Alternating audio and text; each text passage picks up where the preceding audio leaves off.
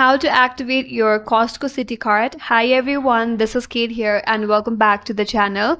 And on today's video, we will learn how we can activate Costco Citi card. So without further delay, let's get started with this video. For that, you have to open up browser in your device, and in the search bar, you have to search for citi.com/activate. Once you search for citi.com/activate, search for it.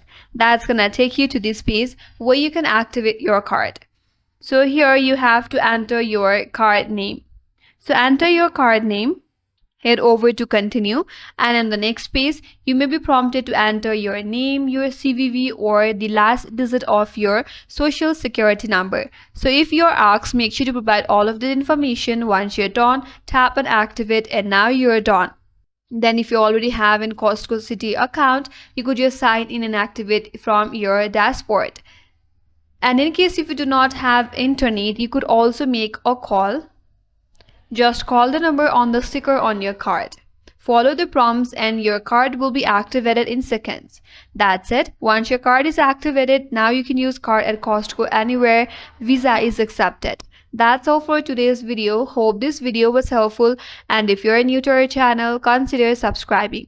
Thanks for watching and stay tuned for more videos.